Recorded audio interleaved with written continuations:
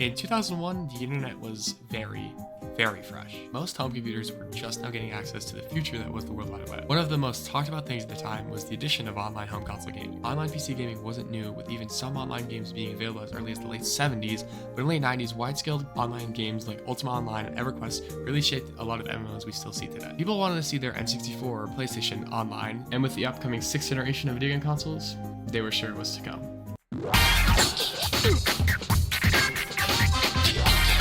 In 1998, coming off losing hard to the N64 and PlayStation, Sega needed something to stand out and quick with. They would be the first ones to release a 6th generation system with the Sega Dreamcast. While this thing was a beast graphically, one of the most impressive features was its built-in modem. While the first year of Dreamcast was used mostly for internet browsing, in 1999, Choo Choo Rocket came out. Developed by the Sonic team, Choo Choo Rocket was a charming little puzzle game. One of its main features was its online mode. It allowed you to compete against 4 other players online with friends or random people across the world. I honestly don't fully understand Choo Choo Rocket, but I hope the footage in the back has done some justice.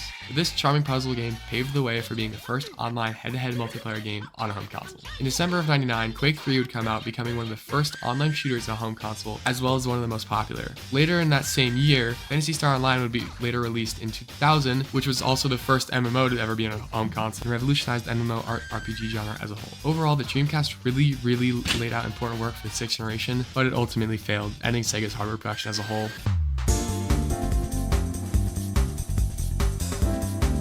Not only was the PS2 the first console to have full DVD support out of the box, it also supported online play with an adapter released a little bit after launch. In 2002, games like Madden 2003, Twisted Metal, and SNK vs. Capcom 2, which was the first cross-platform game ever, would support the official Sony PS2 online adapter, which started to really pick up online home system gaming. While Sony was still using an adapter for online play, Microsoft was going to create the future standard of subscriptions.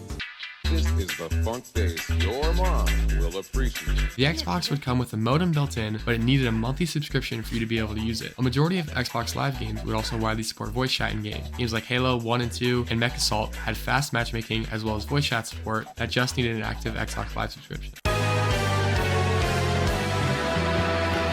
The GameCube had online, kinda. In North America, the only things the adapter supported were a few LAN games of Phantasy Star Online, while I think Japan got 1 or 2 more online games that never left them domestically. In November of 2005, Microsoft released this first 7th gen system, and it didn't have wireless support out of the box. Not until 2010 at least. You needed to buy an adapter for the OG 360. I get that for 2005, not having wireless out of the box is acceptable, but with a certain problem and how many revisions of the 360 had, I don't understand why a wireless chip couldn't have been added on one of the revisions. On the topic of the 360, it was one of the first systems to have a marketplace with day 1 releases of full games. At this time, things like WiiWare had existed, but it wasn't really common for full games to be released day on day, digitally, physically, which the 360 kind of revolutionized.